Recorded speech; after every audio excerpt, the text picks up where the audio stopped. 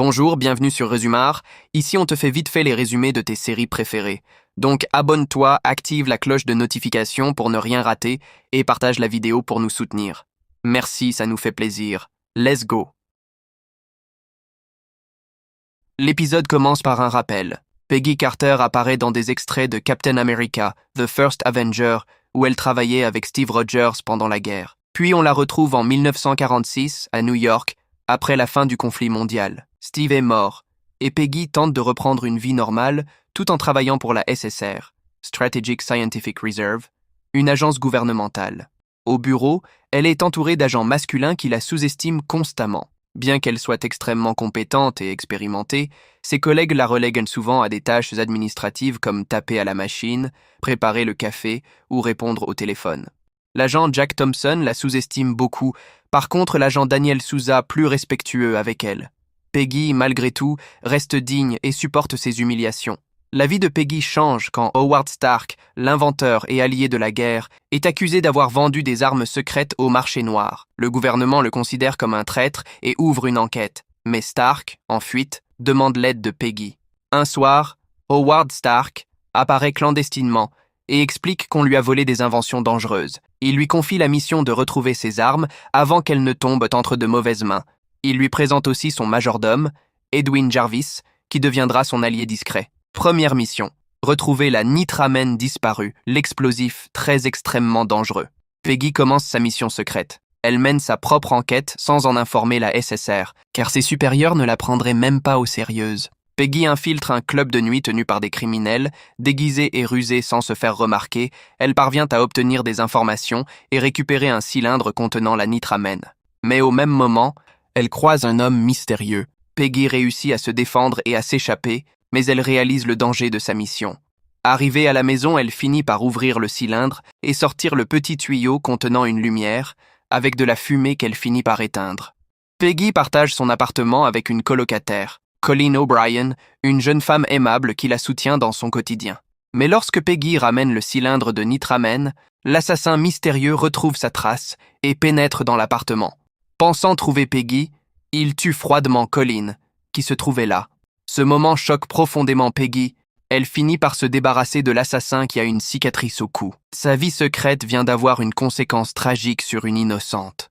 Cela renforce son sentiment de culpabilité et sa détermination à arrêter les coupables. Peggy montre alors à Jarvis ce qu'elle a trouvé dans le cylindre. Celui-ci lui propose d'aller voir un docteur. Avec Jarvis, Peggy continue à enquêter et découvre un laboratoire secret appelé Roxxon où l'on fabrique des armes à partir de la nitramène. Elle y trouve plusieurs cylindres prêts à exploser. Alors qu'elle tente de neutraliser la menace, l'un des hommes cicatrisés jette un cylindre par terre, ce qui provoque des fumées et cause une explosion. Peggy doit improviser. Elle court en demandant à Jarvis de venir le prendre et ils finissent par esquiver par justesse à l'explosion. Pendant ce temps, à la SSR, ses collègues poursuivent leur enquête officielle sur Stark. Ils n'ont aucune idée que Peggy mène déjà la véritable chasse aux armes volées. Ils apprennent que l'usine Roxxon vient d'être explosée. Après avoir perdu sa colocataire, Peggy veut changer d'endroit pour s'éloigner de l'ennemi. Elle va voir son amie Indy qui est serveuse dans un cafétéria. Celle-ci remarque qu'elle cherche un appartement et elle lui demande « Est-ce qu'elle veut déménager ?» Peggy lui dit oui qu'elle a perdu sa colocataire. Indy lui propose alors de venir loger à côté d'elle pour être sa voisine. Mais Peggy dit qu'elle a un rendez-vous avec un ami pour visiter un appartement. Elle va voir Edwin Jarvis, qui lui montre un beau manoir. Celui-ci lui décrit les meubles, mais Peggy refuse de rester pour éviter qu'on découvre qu'elle a des liens avec Stark, jusqu'à ce que Edwin Jarvis lui montre la chambre à coucher qui est magnifique. Peggy répond alors qu'elle va peut-être passer une nuit. Peggy se déguise en rose et arrive chez les Daisy Clover pour tenter de localiser la voiture qui transporte le nitramène. Arrivée là-bas, elle se présente au contremaître en tant que la représentante du service d'hygiène de New York. Elle lui dit qu'elle a reçu 15 plaintes à son sujet concernant les infractions à l'article 42-33 du Code de la santé publique relative au transport des produits laitiers. Le contremaître répond « Les plaintes de la part de qui ?» Peggy lui répond « De moi pour commencer. J'ai un ordre du tribunal qui m'autorise à inspecter tous vos camions de transport. Si je trouve du lait à la place du fromage, vous me sentirez. » Elle finit par vérifier les camions et utiliser la machine qui détecte les radiations Vita. Mais elle n'a rien trouvé. Elle remarque qu'il manque un camion. donc elle demande au contremaître. Celui-ci lui dit qu'il est avec un de ses gars appelé Sheldon Macfield, qui est malade. Peggy récupère l'adresse et le nom du gars, puis elle s'en va. Au même moment, les agents de la SSR se rendent sur un lieu où ils observent les ferrailles du laboratoire Roxxon qui a implosé à cause de la nitramène. Le chef Roger Dooley mène l'enquête, accompagné de Jack Thompson et Grace Winsky. Le chef Roger Dooley et Thompson partent et laissent Grace Winsky de se charger du tas de ferrailles de l'usine démolie. Peggy appelle Jarvis et lui demande de se débarrasser de la voiture de Howard, qui a été endommagée lors de l'explosion, en lui disant que la SSR est partie chez Roxxon pour faire des recherches en ce moment même. Thompson et Roger se rendent chez Monsieur Jones, le PDG de la raffinerie Roxxon, pour savoir ce qu'il y a eu entre lui et Stark. Celui-ci leur fait comprendre que Stark travaillait sur une formule de nitramène moléculaire, un composé chimique capable de produire de terribles explosions. Ça a probablement rapport avec son travail sur les radiations Vita. Au bureau, Peggy tente de se débarrasser des photos, mais elle ne réussit pas à ouvrir le tiroir dans lequel l'agent Souza les a posées. Chez Monsieur Jones, dans la raffinerie Roxxon, Peggy a été invitée. Avec son collègue agent Thompson, il teste les employés de l'usine. Ils arrivent à arrêter un homme qui était proche des radiations Vita lors de l'explosion. Peggy joue un rôle très important dans son arrestation.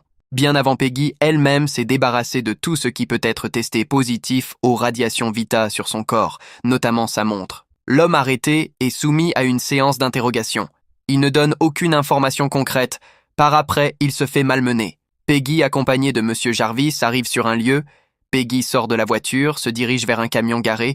Elle l'ouvre et découvre les cylindres explosifs. Elle entre dans la chambre, trouve un homme, en l'occurrence Sheldon McPhee, et ils se battent. C'est dans sa maison qu'est retrouvée la voiture remplie d'explosifs. Elle l'attache. Elle remarque la présence d'un homme. Elle court et l'arrête. C'est l'homme avec la cicatrice au cou.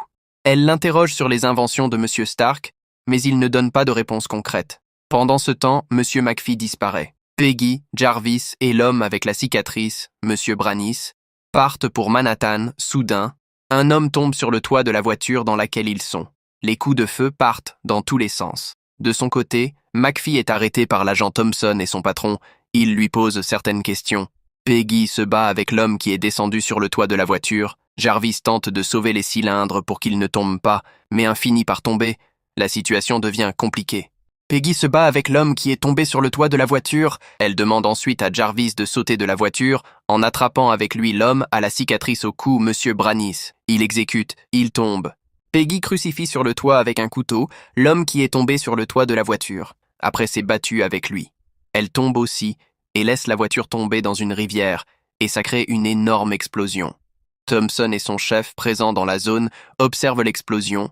Ils se précipitent pour aller voir ce qui se passe. Peggy demande à Branis où ils ont caché les armes volées à Monsieur Stark. Branis, l'homme avec la cicatrice au cou mourant, tente de communiquer avec Peggy. Comme il est incapable de parler, il dessine un symbole étrange dans le sable avant de mourir. Ce symbole, incompréhensible pour Peggy sur le moment, représente une organisation secrète encore plus vaste derrière le vol des armes de Stark. L'équipe de Thompson arrive sur les lieux, analyse l'endroit, soupçonne la présence d'une femme sur les lieux avant l'accident. Après l'accident, Peggy se fait soigner par Monsieur Jarvis. Peggy part après visiter sa nouvelle boîte téléphonique. La gérante lui donne des instructions sur comment y vivre. Aussi, elle cherche à savoir combien de temps elle compte travailler pour la compagnie, ce que Peggy répond avec beaucoup de douceur, en disant jusqu'à ce qu'elle se marie. Au bureau Thompson, Souza et leur patron cherchent toujours à identifier la blonde qui était présente lors de la soirée où Peggy était partie récupérer le nitramène. Dans les débris de l'usine de Roxxon pulvérisée, un collègue de Thompson, Monsieur Grace-Winsky, qui s'occupe de les trier pour trouver une piste sous le commandement du chef, découvre une plaque de voiture, en l'occurrence, celle que Peggy et Jarvis avaient utilisée avant l'explosion. L'épisode reprend peu après la mort de Leet Branis et la destruction du camion rempli de cylindres de nitramène. Peggy est troublée par les événements. Elle n'a pas pu sauver Branis, et le seul indice qu'il a laissé derrière lui est ce symbole étrange dessiné dans le sable. Elle sait que ce signe est la clé pour comprendre qui tire les ficelles. Dans sa nouvelle résidence, les hommes ne sont pas autorisés à venir les voir. Un homme se trompant de chambre tombe sur Peggy.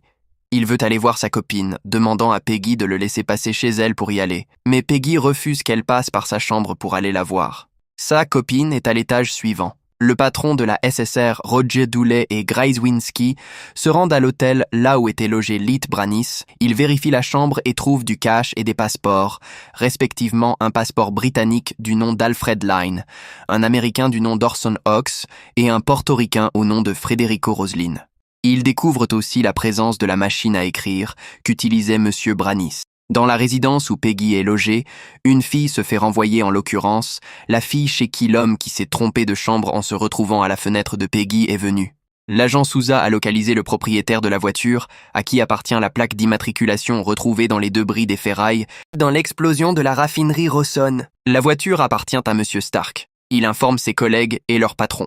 L'agent Souza dit « M. Stark avait mis les voiles, c'est-à-dire s'est échappé ». Alors le boss Roger Dooley dit qu'il y avait bien quelqu'un au volant, donc il cherche à savoir qui était au volant de la voiture. Peggy va voir M. Jarvis et lui dit que sa propriétaire lui a suggéré une idée. Elle dit alors, si elle savait comment le cambrioleur a accédé et vidé le coffre impénétrable de M. Howard Stark, elle pouvait peut-être remonter sa trace et retrouver les prototypes disparus. Jarvis lui dit que le voleur n'est pas ressorti exactement par la porte d'entrée. Peggy lui demande la nuit du cambriolage, est-ce qu'ils ont entendu quelque chose?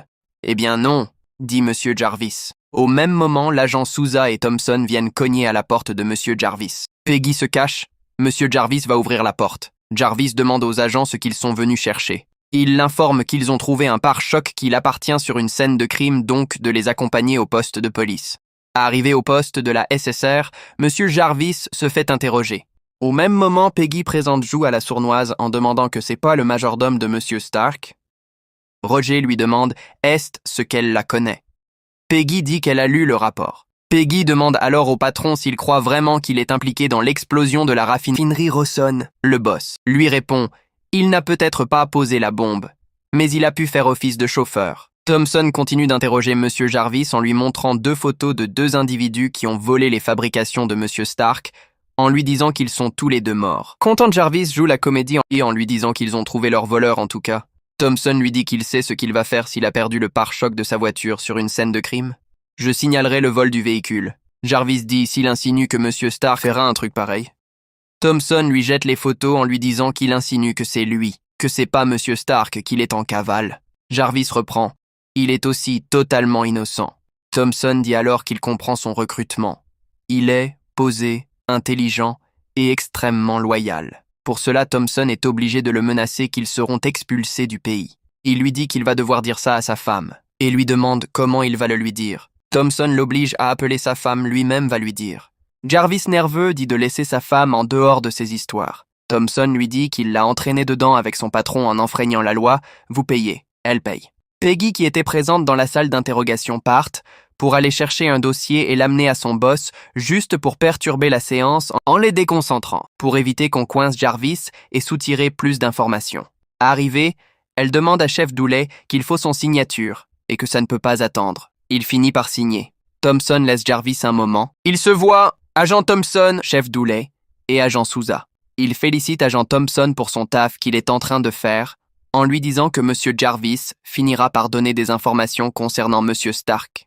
Chef Dooley dit à Thompson que c'est sa femme le point faible de Jarvis. Peggy qui apparaît soudain quand Thompson voulait présenter le chef Dooley à Jarvis, après les avoir écoutés. Elle dit au chef qu'elle a peur d'avoir pris par erreur le signalement de la voiture. En ce moment, M. Jarvis se sent en confiance et se lève en disant avant de procéder à son arrestation, il va devoir se permettre de prendre son congé. Et s'ils veulent souhaiter approfondir un détail, de ne pas hésiter de contacter l'un des avocats de M. Stark. Au bureau du chef Roger Dooley, Peggy subit un châtiment verbal du chef, mais pour elle, le coup est bien joué et réussi. Arrivée à la résidence, Indy, l'ami de l'agent Carter, vient la voir dans sa chambre en lui demandant de lui raconter sa journée, mais Peggy dit qu'elle est fatiguée. À sa sortie de la chambre de Carter, Indy et Carter se retrouvent en face de la chef de la résidence avec une fille en leur disant que c'est leur nouvelle voisine qui se nomme Underwood. La présentation se fait rapidement et elles se séparent. Arrivée dans les égouts où le voleur est passé pour voler, Peggy demande à Jarvis de lui dire la vérité sur son passé. Jarvis lui dit, avant la guerre, qu'il était au service d'un général et qu'il voyageait beaucoup, et qu'ils étaient à Budapest quand il a rencontré sa femme Anna qui est juive. Le général détenait plusieurs sauf-conduits. C'est un document qui accorde de se déplacer librement d'un lieu à un autre sans crainte de se faire arrêter, notamment en temps de guerre ou dans les contextes diplomatiques. Dans son coffre, Un seul aurait assuré sa sécurité, mais il a refusé de signer. Vous l'avez fait à sa place, dit Peggy. Jarvis dit d'où le renvoi pour manquement à l'honneur. Peggy lui demande comment elle a pu quitter le territoire, en parlant de sa femme Anna. Jarvis dit comme lui, il a évité la pendaison. Peggy lui demande par rapport à Monsieur Howard Stark. Par rapport à Monsieur Stark, Jarvis lui dit qu'il avait un contentieux avec le général et ils sont toujours entendus. Quand il a appris de mon erreur, il a utilisé son influence. Anna sait ce que Stark a fait pour vous, mais elle ne sait pas ce que vous faites pour lui, dit Peggy à Jarvis. Ces derniers temps, non, répond Jarvis à Peggy. Arrivé à la sortie de l'égout, Peggy voit le symbole que M. Branis avait dessiné dans le sable lors de l'explosion avant de mourir. Jarvis et Peggy rentrent dans une chambre où il y a les inventions volées de M. Stark. Peggy suggère d'alerter les autorités. Par contre, Jarvis refuse. Jarvis la raisonne en lui demandant si elle va à police, comment elle va signaler les objets retrouvés. Agent Carter, comment avez-vous découvert les objets volés? Peggy répond. Lit Branis m'a indiqué leur cachette. Jarvis reprend. Comment avez-vous entré en contact avec Lit Branis? Peggy répond. J'ai mené ma propre enquête privée avec l'aide d'Howard Stark. Jarvis reprend. Quelle est la nature de vos relations avec lui? L'avez-vous revu depuis sa disparition? Est-ce que vous collaborez avec Howard Stark, un traître à la nation? Sur ce, Jarvis lui dit de ne pas aller signaler cela, que ça peut empirer la situation. Peggy, consciencieuse, finit par accepter et dit à Jarvis de les appeler, mais en le mettant en garde qu'ils connaissent déjà sa voix. Jarvis signale enfin les objets volés retrouvés à la SSR. Peggy se fait attaquer dans la chambre par un monsieur. Ils se battent jusqu'à ce que Jarvis débarque pour porter son aide à Carter. Ils assomment le monsieur. Au même moment, la SSR débarque sur le lieu. Peggy et Jarvis se retirent pour éviter d'être remarqués. L'agent Souza et Grayswinski, sur le lieu, rentrent dans la chambre et trouvent les objets avec l'homme assommé. L'homme assommé est Jérôme Zando. Grayswinski, qui conduit Zando au poste pour un interrogatoire, se fait tuer. Jérôme Zando aussi est tué pour éviter de révéler des informations. Au bureau, Peggy tombe dans une atmosphère de tristesse et apprend la mort de l'agent Grayswinski. Souza, furieux, dit qu'il va trouver le salopard qui les a appelés pour signaler d'avoir retrouvé les objets volés. Roger Dooley, le chef, dit à ses agents qu'il faut qu'ils sachent que c'est Howard Stark le traître qui les a mis dans cette situation pénible et qu'il ne faut pas qu'ils l'oublient. Peggy va voir son amie Indy et essaie de lui raconter sa journée pour se soulager. Indy l'écoute et apporte son soutien. Elle la réconforte. Howard Stark, toujours considéré comme fugitif par la SSR, réapparaît en secret. Lors d'une négociation où Jarvis et Peggy ont réussi à gagner. Dans la voiture, Peggy demande à Howard pourquoi il est revenu à New York en prenant le risque d'être repéré par toutes les agences qui le recherchent. Stark dit qu'il les expliquerait toutes une fois qu'ils le conduisent dans son appartement. Toujours dans la voiture, Peggy lui fait savoir qu'à cause de son amusement, son collègue agent Grayswinski a été tué. Howard Stark répond en disant qu'il ne s'amuse pas. Ils finissent par arriver là où est logée Peggy, dans la résidence Griffith. Peggy et Stark pénètrent dans le bâtiment. Peggy cache Howard pour éviter qu'on la retrouve. Au bureau, le chef Roger Dooley montre le rapport officiel de la bataille de Finao. Thompson demande à son chef que pensent les laborantins de la machine à écrire récupérée dans la chambre de M. Branis. Le chef Roger Dooley répond que, d'après eux, ça envoie des signaux dans les deux sens, mais on ignore où. Thompson dit peut-être qu'il est temps d'envoyer un message à l'ennemi. Arrivé à Griffith, Stark a été caché dans un truc, pour éviter que la concierge la retrouve. Après le départ de la concierge, Peggy revient le retrouver, mais il n'est plus dans sa cachette. Peggy l'entend s'amouracher avec une femme dans la chambre à côté. Elle part cogner, Stark sort, et ils partent pour rentrer dans la chambre de Carter. Arrivé dans la chambre, Peggy dit à Stark de lui dire ce qu'il a à lui dire, y compris quand il compte quitter son appartement. Howard répond qu'il part dans 3 jours pour Rio. Il continue en disant avant de partir « Je veux savoir quelle de mes inventions t'as trouvé. » Peggy répond « Pourquoi ?» Howard répond qu'il sait que la SSR a une partie et il veut évaluer ce qui circule encore sur le marché noir. Peggy lui demande avec un air frappé d'étonnement « Pourquoi venir en personne ?» Parce que Jarvis pourrait me demander, dit-elle. Howard reprend en montrant à Peggy un stylo qui prend des photos en lui disant que c'est parce que Jarvis n'avait pas ceci. Ils prennent une photo avec le stylo. « Un appareil photo !» dit Peggy et prend le stylo. Au bureau, l'agent Thompson regroupe ses collègues en leur disant que le chef est absent pour travailler sur le dossier Stark, donc lui, il sera aux commandes avant son retour. Sous mon commandement, personne se repose, dit-il. L'agent Souza demande à Peggy si elle ne veut pas savoir ce que le commandant Thompson a en stock pour elle. Peggy répond à part la livraison de repas. L'agent Souza voulait aller voir s'il pouvait trouver des empreintes sur l'appel anonyme qu'il avait appelé lors des retrouvailles des outils de Monsieur Stark. Mais le commandant actuel, l'agent Thompson, lui refuse et lui dit de jouer le rôle de Grzywinski. Peggy va au laboratoire de la SSR pour demander aux laborantins ce qu'elle peut les amener comme repas sous l'ordre du commandant Thompson. Dans le laboratoire, Ed joue un jeu avec le chef du laboratoire pour pouvoir photographier ce qui est dans le laboratoire avec le stylo caméra qu'elle a récupéré chez Stark. Elle finit de prendre ses photos et elle déserte le labo. L'agent Souza arrive sur le quai où les outils de Stark ont été retrouvés dans une chambre. Il prend les empreintes du téléphone qui l'a appelé, il voit 2 hommes qui jouent aux cartes, il s'approche d'eux et essaie de savoir s'ils ont entendu quelque chose par rapport à la veille où on les a appelés. Ça tourne mal, il se bagarre avec un gars et il l'arrête. Il l'amène au poste. Arrivé au poste, l'agent Thompson se moque de lui en disant aux autres qu'agent Souza a arrêté Monsieur Stark. Agent Souza interroge le monsieur mais il ne dit rien. L'agent Thompson fait entendre à l'agent Souza qu'il faut qu'il laisse le gars que c'est un soulard. Stark dit à Peggy que toutes ses inventions sont dans leur labo, le laboratoire de la SSR, et il veut que Peggy récupère une. Il lui montre la photo de ce qu'ils veulent qu'elle récupère en l'expliquant son fonctionnement. Peggy comprend et lui dit, selon l'explication, c'est une invention qui sert à couper la lumière dans toute la ville. Howard dit oui. Peggy lui demande où est le problème alors. Stark lui fait comprendre qu'une fois activée, on ne peut plus la rallumer, parce que les installations électriques grillent au passage, c'est ça le problème, et la ville restera dans le noir comme au Moyen-Âge. Peggy demande à Howard comment elle va l'éteindre. Stark répond « C'est pour ça qu'il est revenu », en disant qu'il est le seul à le désactiver. À SSR, l'agent Thompson rentre dans l'interrogatoire, où l'agent Souza interroge l'homme qu'il a arrêté, avec une bouteille de whisky avec du pain. L'agent Souza lui dit d'arrêter, que c'est quoi il fait comme ça, que c'est un interrogatoire. L'agent Thompson dit au sujet que s'il raconte ce qu'il a vu près du bateau, il va lui donner le whisky. Celui-ci finit par parler l'agent Thompson, lui laisse alors la nourriture et le whisky. Le chef Roger Doulet, de son côté, rencontre un colonel qui a été à la bataille de Finao, et lui demande de lui parler de cette bataille, et lui il va l'aider à se fourvoyer.